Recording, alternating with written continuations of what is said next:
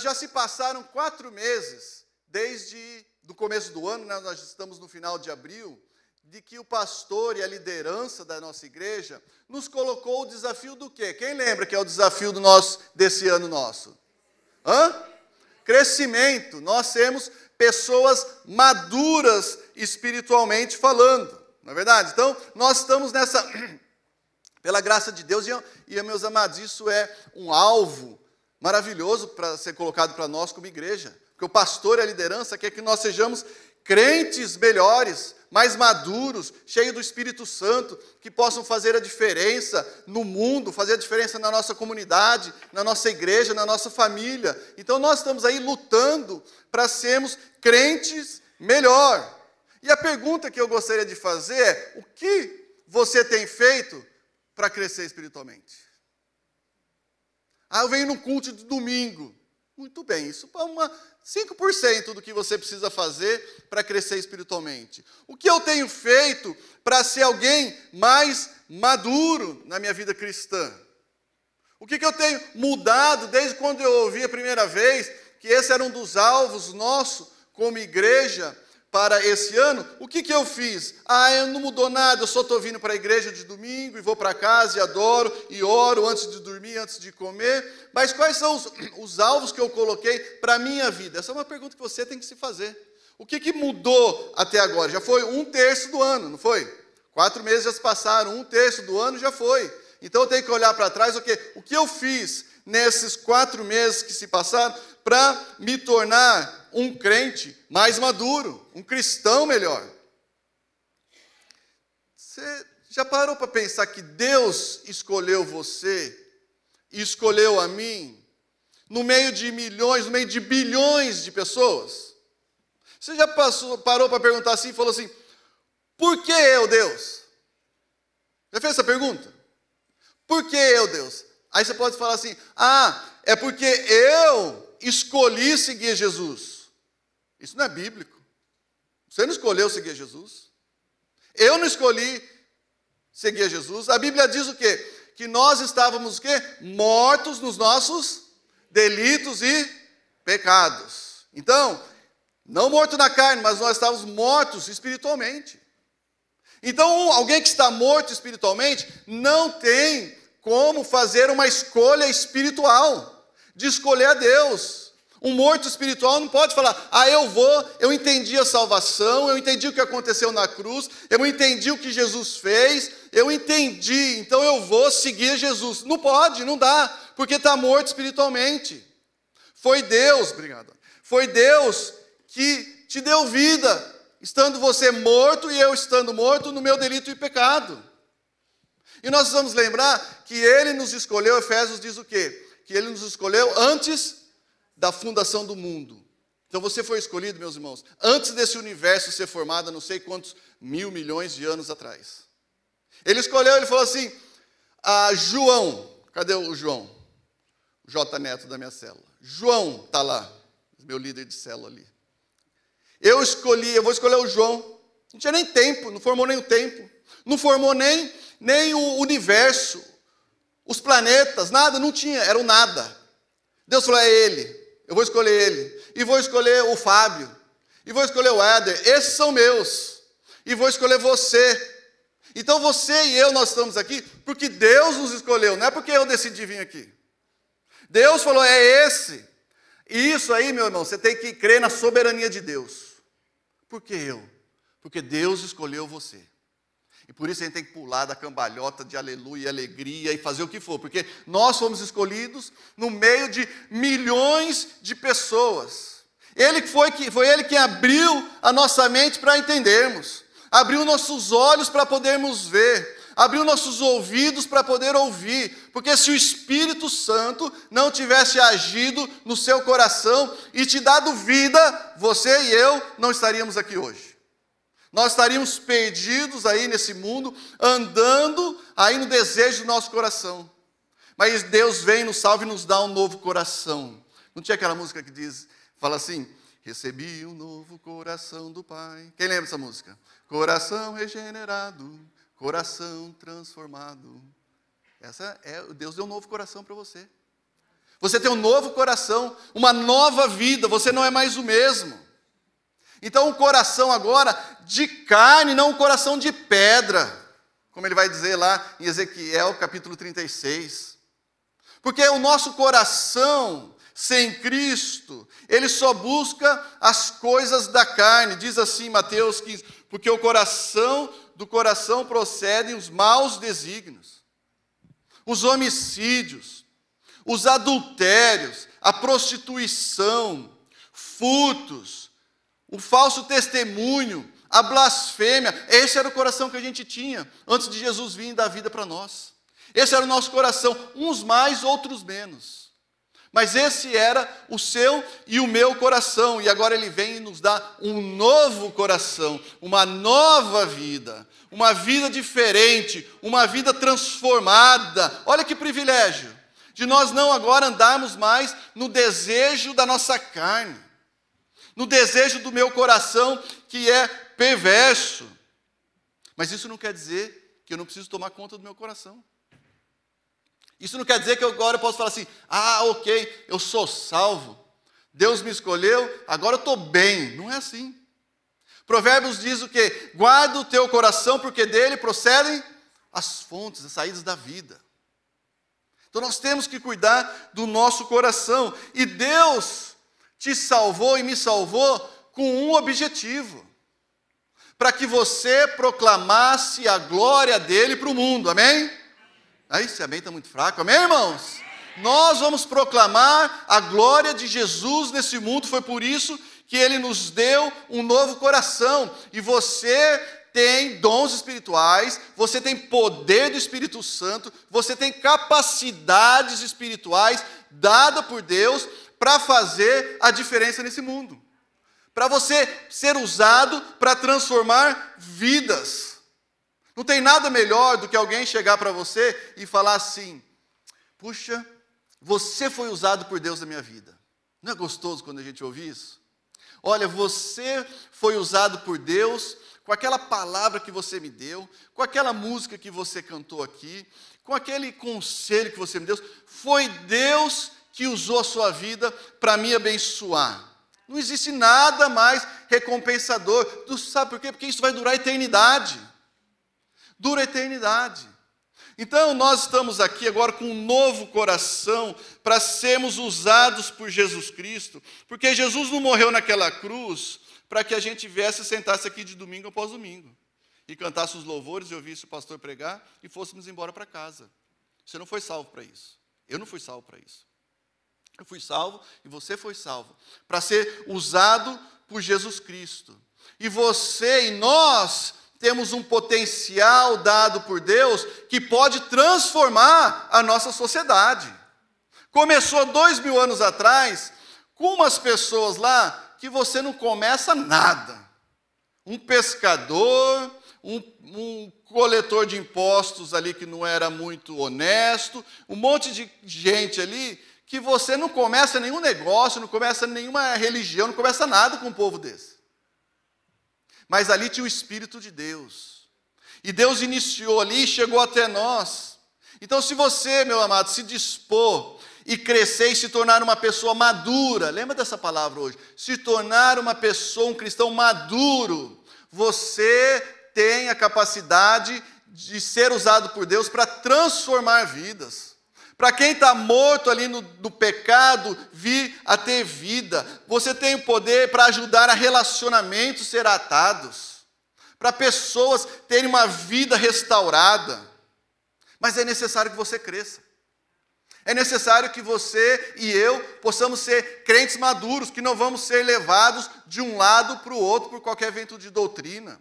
Ou por qualquer situação da vida. Né? Eu ouvi esses dias na internet, tem imigrante Nutella. Você já quem viu isso?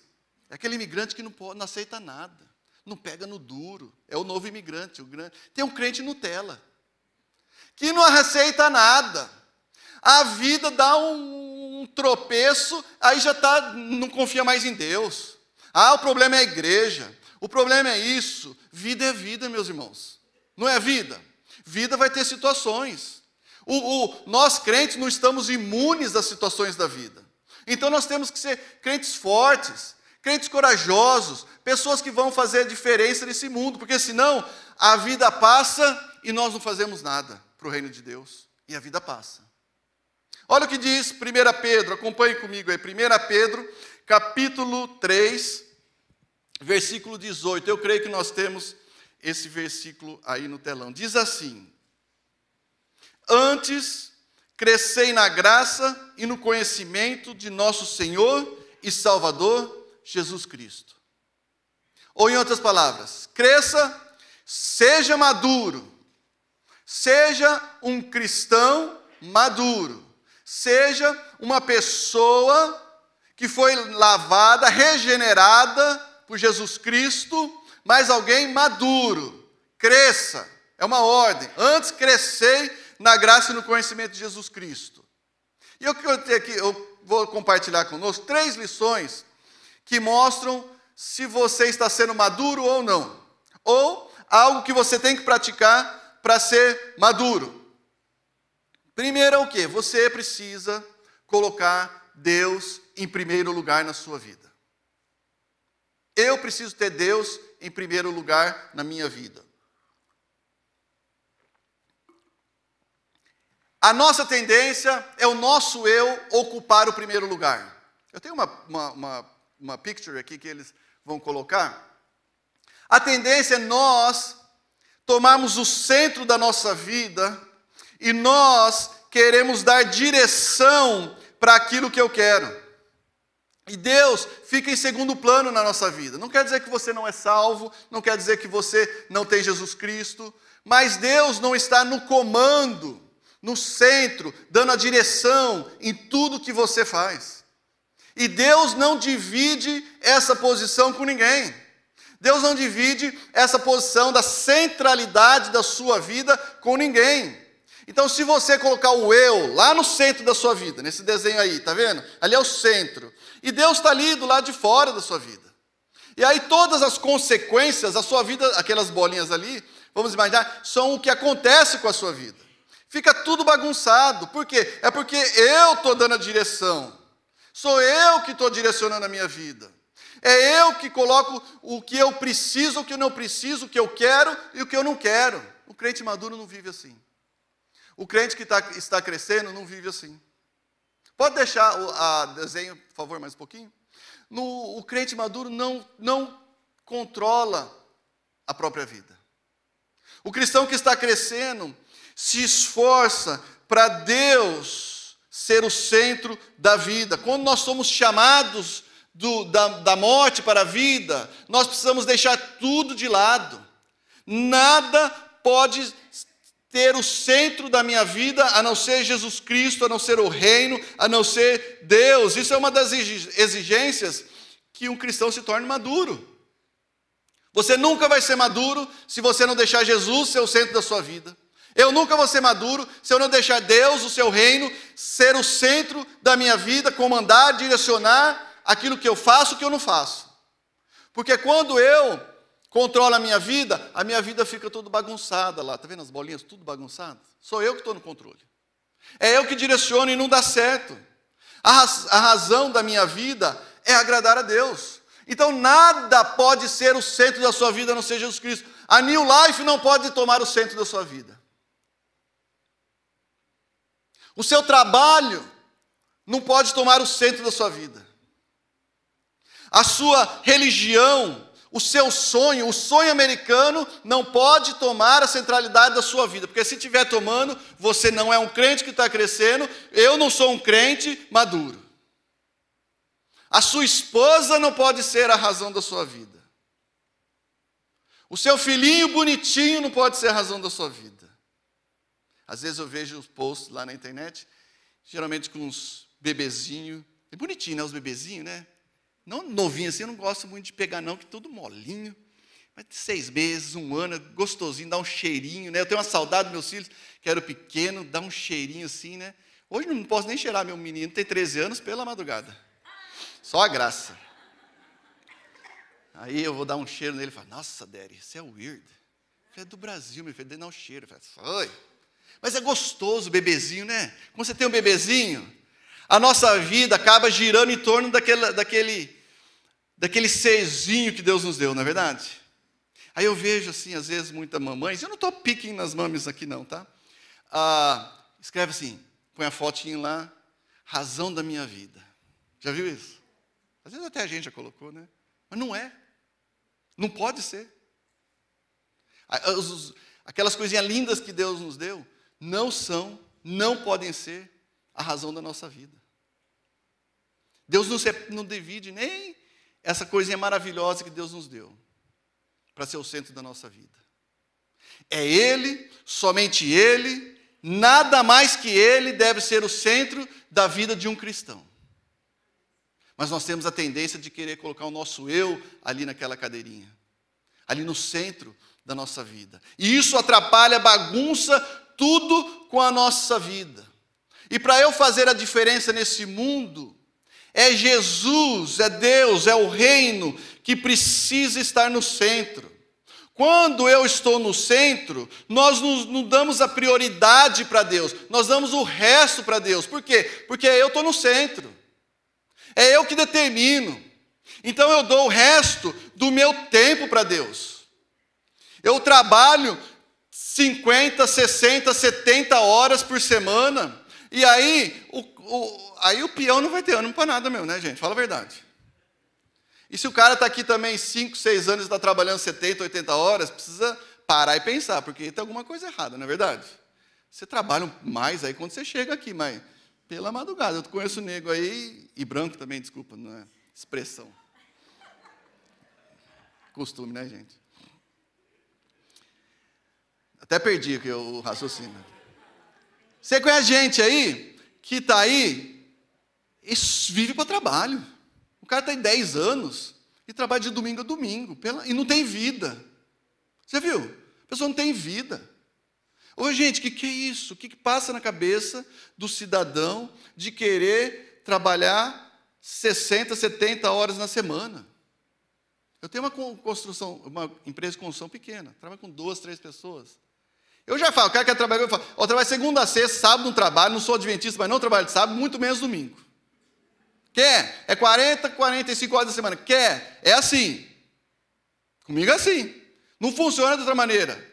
Porque se você trabalha 60, 70 horas na semana, meus irmãos, você não tem tempo para ir para o seu grupo familiar, você não tem tempo para Deus, você não tem tempo para a sua família, você não tem tempo para evangelizar, você não tem tempo nem para ler a Bíblia, porque você trabalha 70 horas na semana, você chega em casa pela madrugada. Você não dá nem conta dos seus afazeres da casa. Então, meus amados, quando Deus não está no centro, dá-se o resto do tempo para Deus, dá o resto das forças, dá o resto do dinheiro para Deus. Nós estamos aqui com o nosso alvo de alcançar para reformar o nosso departamento infantil, reformar o nosso a salão dos jovens, reformar o nosso banheiro. Aí o cara vem, que não tem Deus no centro, vem com $20 para a gente, pela madrugada, né? Não é?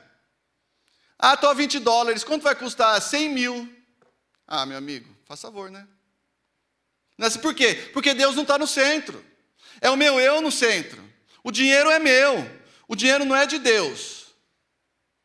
Espera aí que eu estou usando esse negócio novo aqui agora, que eu estou virando moderninho agora também. Mas eu trouxe meu papel, está ali. Se alguma coisa falhar, está lá. Tá. Dá o resto para Deus. Entendeu? Porque quando Deus é o centro, eu tenho outra picture aí para a gente colocar. Quando Deus é o centro, as coisas mudam na nossa vida. Não sou mais eu, é Deus que controla, eu estou do lado.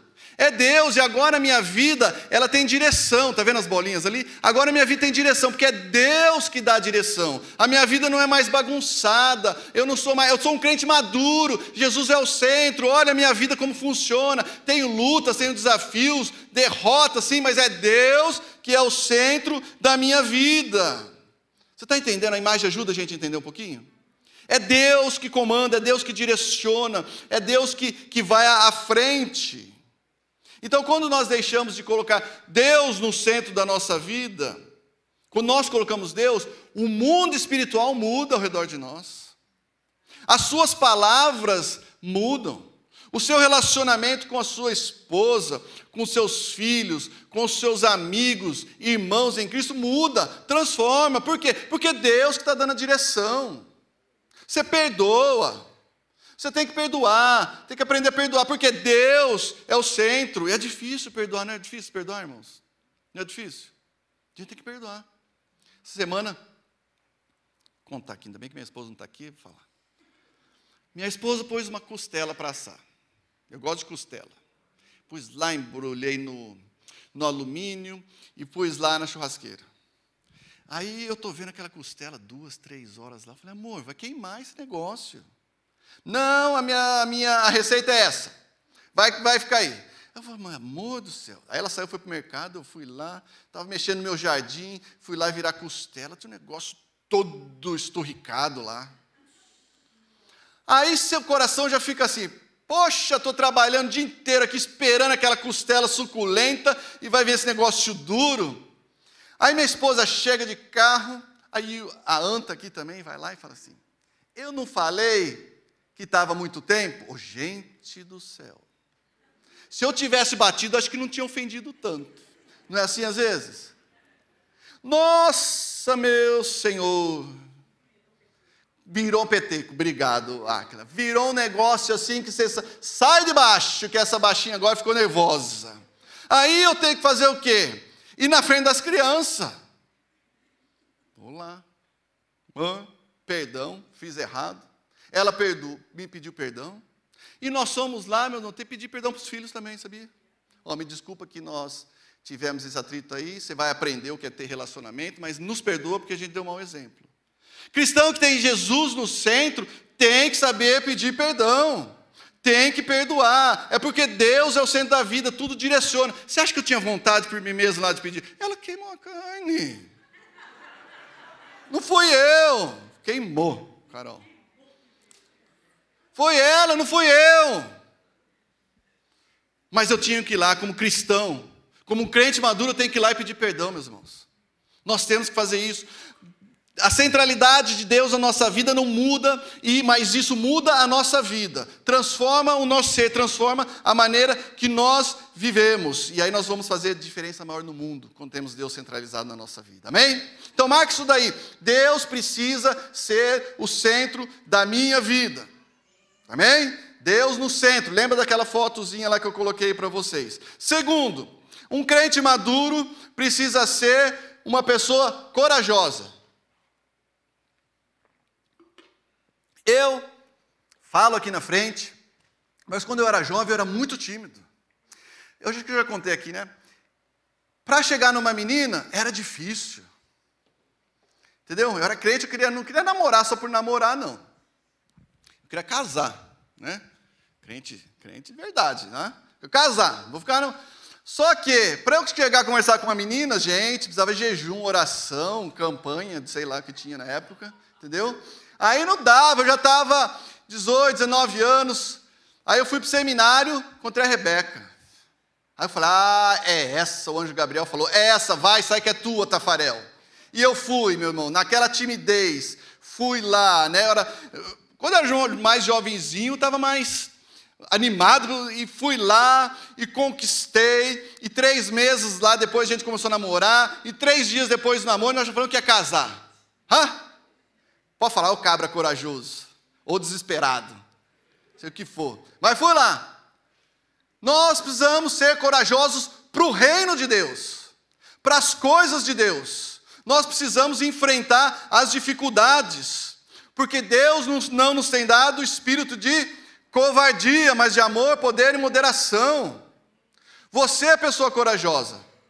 Você saiu do seu país, chegou aqui com nada, como eu, não foi assim. A maioria, 90% de nós aqui ou mais. Chegamos aqui sem nada, não falávamos a língua, né? Não tínhamos nada, sem lenço, sem documento, e começamos aí a trabalhar, começamos aí a abrir empresas. As irmãs, a maioria, começou a limpar a casa, e começou a arrumar clientela, nem falava inglês, não era assim? E não foi lá, enfrentou. Precisa de coragem, gente.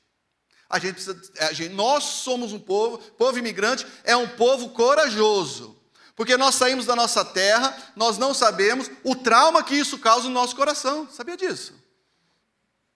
Sair da sua terra, da sua cultura, da sua família, causa um trauma que você só vai perceber lá na frente. Então você é uma pessoa corajosa, tem enfrentado as suas lutas, as suas dificuldades, os seus desafios, e tem tido derrotas, mas tem tido mais vitórias, porque você tem coragem. E nós precisamos usar essa coragem para o reino de Deus. Se você não tivesse coragem, você estava ainda lá na sua cidadezinha, lá de... sei lá onde. Fala aí. Piracajuma. É lá do pastor, é lá? Ó, depois você vai falar de mim. Depois eu vou falar, foi ele. Lá de São João do Oriente. Lá de Ouro Verde.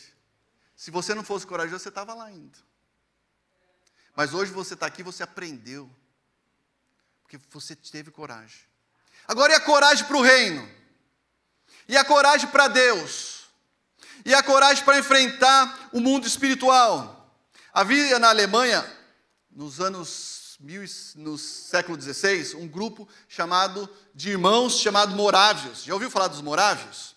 Era um grupo de cristãos que estavam sendo perseguidos na Alemanha pela igreja luterana e da Áustria, e eles encontraram asilo nas terras de um conde chamado Zinzendorf, conde Zinzendorf na Alemanha, isso no século XVI. E esse povo, eles ficaram ali, e eles se reuniram, e eles cresceram, eles se tornaram pessoas tão maduras, eles começaram uma reunião de oração de 24 horas que durou 100 anos. E aí, esse povo tinha tão corajoso para o reino, que alguns deles se venderam como escravos para poder evangelizar os escravos. Isso é ser macho, vai, fala para mim. É pegar eu e o irmão aqui. Irmão, vamos largar tudo, vamos lá para o Oriente Médio, se vender como escravos, para a gente evangelizar aquele povo e nós vamos morrer lá. Isso é coragem desses caras fazer um negócio desse. Coragem para o reino. Coragem para enfrentar as portas do inferno que não prevalecerão contra a igreja de Jesus Cristo. Amém? A Bíblia, de capa a capa, mostra pessoas de coragem. Pessoas que tinham medo, sim, mas que não deixaram o medo tomar conta das atitudes, das ações. A Moisés, todo mundo fala de Moisés, não é verdade? Mas quando Deus chamou Moisés, o que Moisés falou? Deu um monte de desculpa. Não dá, Deus, eu voltar lá, matei o cara lá, como que eu vou voltar lá? Não, Deus, não falo direito, Deus. Mas uma hora que eles convenceram, ele foi. E tinha que ter coragem para chegar no faraó e falar, olha, deixa o meu povo ir, ele precisa ir, eles precisam ir. Caleb foi lá ver a terra prometida. Tinha gigantes lá. Ele falou, vamos que a gente entra numa briga lá e a gente vence. Mas os outros 10 falaram não. Ficaram 40 anos vagando no deserto, até que morresse aquela geração toda de 20 anos para cima. Só sobrou Caleb. Coragem. Gideão, com 300, enfrentou um exército. Pedro, de um pescador ignorante, pregou o evangelho e pessoas se convertiam, e diz a história que morreu crucificado de cabeça para baixo. Paulo, que passou fome, nudez, naufrágio, perseguição, apanhou, foi apedrejado. Homens e mulheres de Deus de coragem. Nós precisamos, crente maduro, precisa ter coragem para o reino. Nós precisamos ter coragem de sair da nossa zona de conforto. É difícil sair da nossa zona de conforto, não é, irmãos? Nós estamos ali, a nossa vida às vezes está toda ajeitadinha ali. Para que eu vou me meter com esse negócio? Mas precisa ter coragem para o reino. Nós temos coragem para um monte de outras coisas, mas precisamos ter coragem para o reino de Deus também. Eu lembro no Brasil uma vez, nós fomos visitar uma mulher lá que não tinha Jesus Cristo. Com os irmãos e umas irmãs lá. Eu sei que chegou um ponto da reunião lá que a mulher ficou endemoniada. E os corajosos lá da nossa igreja saiu tudo correndo, com medo do demônio. Quem ficou lá? Umas mulheres franzininhas de oração lá, corajosa para o reino de Deus, expulsando o demônio daquela mulher. Covarde, nós éramos antes de conhecer Jesus Cristo. Mas agora nós temos o Rei dos Reis, Senhor dos Senhores do nosso lado. Nós não temos que ser covardes, hoje nós somos livres. O espírito de timidez não vem de Deus e atrapalha eu a fazer diferença na vida do mundo. Jesus disse: Pedro, tu és pedra, e sobre essa pedra edificarei a minha igreja, e as portas do inferno não prevalecerão contra ela. Amém? Você é a igreja, e as portas do inferno não vão prevalecer contra a sua vida. Então cresça. Um cristão maduro não tem medo, tem coragem de ir lá e enfrentar o que tem que enfrentar.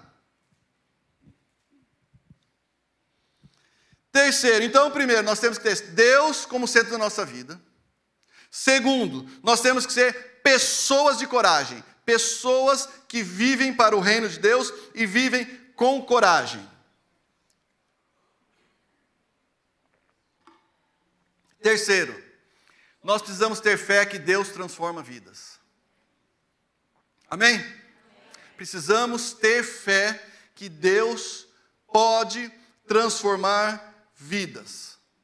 Nós, muitas vezes, temos fé num monte de coisas que Deus pode fazer, mas não colocamos nossa fé em que Deus tem poder para transformar vidas, para transformar corações, para mudar pessoas serem transformadas pelo poder maravilhoso de Jesus Cristo. Olha o que diz Ezequiel, abre lá comigo, Ezequiel, capítulo 36, versículo 26 e 27, rapidinho. Lá no Antigo Testamento, Ezequiel, capítulo 36, versículo 26 e 27. Diz assim, acharam aí?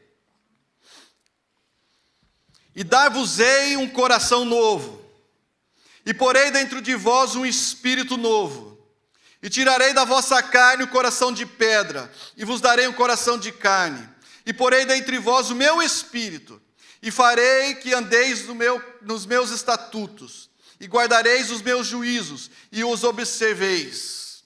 É Deus, meu querido, que dá e pode transformar um coração de pedra, como diz o versículo, num coração de carne. É Ele que pode, como diz o versículo, colocar o Espírito dEle nas pessoas que estão mortas nos delitos e pecados. E nós precisamos crer nisso. Nós precisamos crer que Deus pode salvar o pior pecador. Só que o pior somos nós. Fomos nós. Ele transformou o seu coração, o meu coração, que era de pedra, e nos deu um coração novo, e colocou o Espírito dele dentro de nós. Aleluia, amém? O Espírito de Deus habita em você. Deus quer dar vida espiritual para aqueles que estão distantes. Ele quer dar um coração novo para aqueles que estão distantes. Tem lá na minha cidade, eu moro em Hudson, aqui, 20 minutos daqui. E lá tem um conhecido meu, e ele era o maior plantador de maconha de Hudson. Está funcionando isso aqui? Ele era o maior plantador de maconha de Hudson nos anos 70 e 80.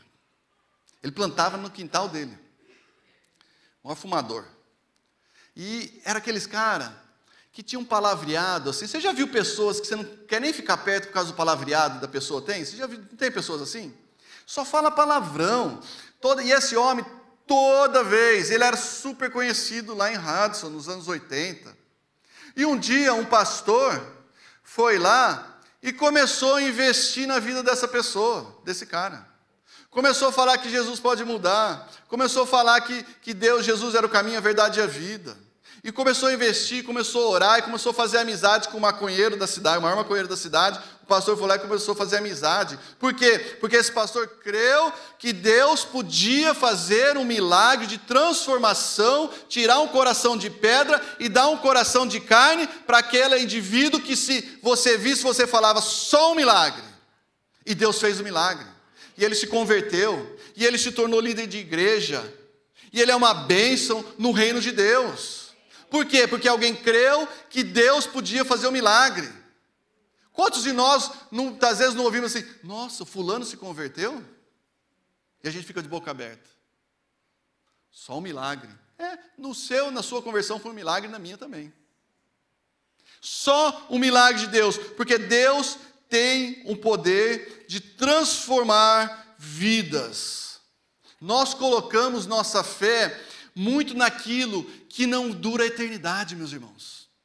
Eu tenho fé que eu vou se tornar um cidadão americano um dia. Eu tenho fé que eu vou comprar minha casa. Eu tenho fé que eu vou fazer isso. Eu tenho fé, nada errado com isso. Mas nós depositamos a nossa fé e temos fé que Deus pode mover e fazer, mas esquecemos que Deus pode mover e mudar aquela pessoa que você imagina que nunca vai conhecer Jesus Cristo. Temos que colocar a nossa fé naquele que pode transformar a vida, porque tudo isso, meu trabalho, minha empresa, tudo vai ficar e não dura eternidade, mas uma vida, ou é eternidade com Deus, ou é eternidade sem Deus. Então eu preciso colocar a minha fé em vida, em que Deus pode transformar vidas. Se tiverdes fé e não duvidares, foi o que Jesus falou. Tem uma irmã no nosso grupo familiar, que eu pedi para ela assim, eu falei, ô Renata, posso falar porque eu pedi para ela, vem daqui dar um testemunho para mim, que ela deu um testemunho quinta-feira lá. Quando eu falei isso, a Renata quase tremeu, quase caiu para trás. Eu falei, não, pastor, não posso. Então eu falei, posso falar que você compartilhou com ela? Ele falou, pode, não, claro. Então, eu vou falar, a Renata é uma pessoa nova, que está conhecendo Jesus Cristo agora. Ela vai na célula da Carol, não é, Carol? E vai na minha célula, que a gente está alcançando o marido dela também, para Jesus Cristo. Ele já está vindo na igreja, está uma bênção. Ele é da nossa célula, tá? Quinta-feira, 7 horas, lá na minha casa em Hudson, ou na casa do J. Neto em Marlboro. Melhor célula da igreja. Então a Renata estava lá compartilhando, e foi uma bênção a nossa célula, semana passada, que nós começamos, o pastor falou sobre honra, não foi no domingo passado? Falou sobre honra, e nós começamos a honrar uns aos outros, marido, esposa. E aí tem uma hora lá que a Renata falou assim, ela começou a dar um testemunho, que ela falou que tinha lá no prédio dela, tem ainda no prédio que ela mora, uma mulher que não gosta de imigrante, e a mulher é imigrante também, mas não gosta, ela emburra com as pessoas, ela briga com as crianças, a criança não pode andar no prédio, e o prédio é de concreto ainda, não é de madeira, então é difícil, a criança não pode fazer nada, ela briga, e a Renata, não tinha Jesus Cristo ainda, falou, eu vou enfrentar essa velha, e um dia chega ela e a mulher cara a cara, brigando, e ela falou assim, olha, eu só estava esperando ela encostar o dedo em mim, porque ia virar um balaio de gato aquele lugar. Mas ela não encostou. Mas sabe por quê? No mesmo prédio, tem uma outra irmã que sabia que Deus podia transformar aquela vida. E ela investiu na vida dela, da Renata. E ela orou pela Renata. E ela desanimou, muitas vezes. E ela foi lá, investiu e conversou e falou. E com o tempo, o Espírito Santo de Deus começou a abrir o coração dessa irmã. E começou a falar com ela. Mas teve alguém ali que teve fé que Deus podia transformar aquela vida.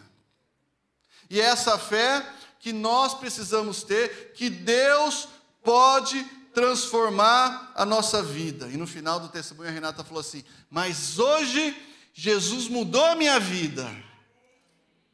E eu sou diferente. Não é gostoso ouvir isso?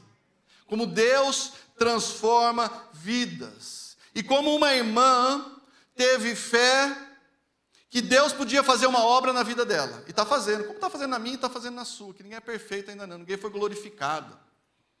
Tá, ela teve fé que Deus podia fazer a obra na vida daquela pessoa.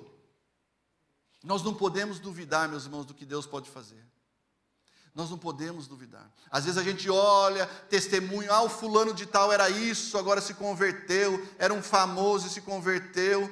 Deus não está preocupado se a pessoa era famosa ou não, se está dando testemunho lá na frente de 1000 pessoas, Ele está preocupado com a pessoa que mora do seu lado.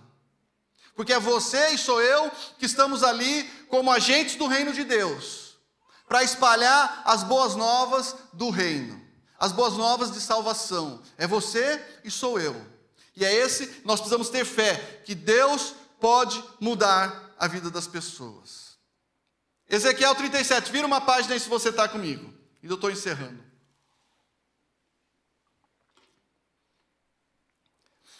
Veio sobre mim a mão do Senhor, E ele me fez sair no Espírito do Senhor, e me pôs no meio de um vale que estava cheio de ossos, e me fez passar em volta deles.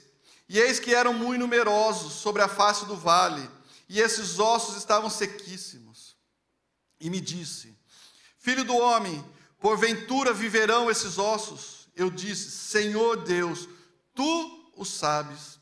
Então me disse: profetiza sobre esses ossos, e diz-lhes: ossos secos, ouvi a palavra do Senhor. Assim diz o Senhor Deus a estes ossos: eis que farei entrar em vós o Espírito, e vivereis. E porei nervos sobre vós, e farei crescer carne sobre vós, e sobre vós estenderei pele. E poreis o meu Espírito, e vivereis, e sabereis que eu sou Deus. Você tem que ser o profeta do vale de ossos secos do nosso século. Se levanta, você tem que ir lá e profetizar. Se levanta que o Senhor, o Rei dos Reis, o leão da tribo de Judá, o Alfa e o Ômega, Ele quer te salvar. Você é o profeta para dizer isso. E se a pessoa perguntar: mas como eu sei disso? Você diz: porque Ele fez na minha vida. Nós temos que proclamar que Deus, nós todos os dias, meus irmãos, nós andamos num vale de ossos secos na nossa vida. O vale de ossos secos ali estava referindo aos judeus, mas nós andamos no meio de pessoas mortas espiritualmente, e Deus quer usar você como um profeta dele para levar a salvação e trazer vida. E quando você começar a falar, e o Espírito de Deus agir, o Espírito de Deus vai entrar na vida dessa pessoa, e vai transformar, e essa pessoa vai continuar aquilo que Deus começou na sua vida. Então o cristão maduro, ele crê que Deus pode transformar vidas. Ele crê que Deus pode salvar. Ele crê que Deus pode fazer a diferença. Então tenha fé. Tenha fé que Deus pode transformar. Se você tem um amigo necessitado, meus irmãos, não importa se você está conhecendo Jesus agora, vai lá e dá uma palavra, que o Espírito Santo usa você. Se você pode dar um estudo, você já tem capacidade, vai lá e discipula alguém, ensina a palavra de Deus para alguém. Se tem ali que você está vendo que está sedento de Deus, vai lá e explana o plano de salvação para essa pessoa, porque o Espírito de Deus pode ali falar: entra meu Espírito, e dá vida. Você foi transformado por Deus, eu fui transformado por Deus, um novo coração, nós nascemos de novo quando nos entregamos a Jesus, temos uma nova vida, e Deus quer nos usar. Mas Deus não pode usar criança espiritual. Ele tem que usar pessoas maduras. Pessoas que estão dispostas a crescer e a fazer a diferença na sua sociedade, no mundo que você vive. Então se empenhe. Se passaram o quê? 4 meses do nosso desafio, nosso alvo, de crescermos espiritualmente, de nos tornarmos cristãos maduros. Faça alguma coisa, leia mais a Bíblia, ore mais, sirva mais. Coloque Deus no centro da sua vida, deixa Deus direcionar, ser o centro de tudo na sua vida. Tenha coragem de sair da sua zona de conforto e enfrentar as portas do inferno. E creia que Deus pode transformar vidas. Amém? Vocês entenderam? Só um pouquinho. Se você entendeu só um pouquinho, eu estou feliz. Entendeu? Deus quer que nós sejamos cristãos maduros, que vão fazer diferença, que não vão ficar de nhenhenhê aí por qualquer coisa da vida que a vida traz. Crente que sabe por que está aqui nesse mundo. Crente que está ali para proclamar as boas novas do reino de Jesus Cristo. Amém?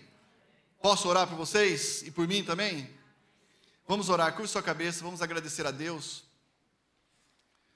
Senhor, em nome de Jesus, nós te louvamos, agradecemos, Senhor Deus, nos dobramos à tua presença, porque, Senhor Deus, o Senhor um dia nos deu um novo coração, o Senhor um dia colocou o teu Espírito em nós, e nos deu vida. mesmo quando ainda nós não buscávamos a tua presença, o Senhor nos deu vida. O Senhor nos fez, Senhor Deus, nos atraiu para ti. Ó Senhor Deus, em nome de Jesus, eu quero clamar pelas nossas vidas. Nos ajude, Senhor Deus, a sermos cristãos, homens e mulheres maduros, Senhor Deus, que não vão ser levados, Senhor Deus, para qualquer lado, Senhor Deus, que não vão ser atingidos, Senhor Deus, pelas agruras que a vida traz, Senhor Deus, que vão, Senhor Deus, permanecer firme. Ó Senhor Deus, em nome de Jesus, nos enche do teu Espírito Santo, para que possamos, Senhor Deus, ser pessoas que crescem, pessoas maduras no teu reino. Porque esse mundo, Senhor Deus, a tua igreja está cheia de pessoas imaturas, Senhor Deus. Tem misericórdia de nós, Senhor Deus. Nos ajuda a ser diferentes. Nos ajuda a ser diferentes e fazermos a diferença, Pai. Nós agradecemos, Senhor Deus, e te louvamos, Pai, no nome precioso de Jesus. E oramos, Senhor Deus, pela tua graça, possa superabundar na nossa vida, nessa semana. Que o poder, Senhor Deus, a consolação do teu Espírito, Senhor Deus. Que o Senhor brilhe a tua face sobre nós, incline os teus ouvidos a nós, Senhor Deus. E que nós, Senhor Deus, possamos aí fora proclamar que só tu és Deus, que só tu és Senhor. No nome precioso de Jesus nós oramos. Amém, Jesus. Amém. Deus abençoe, irmãos.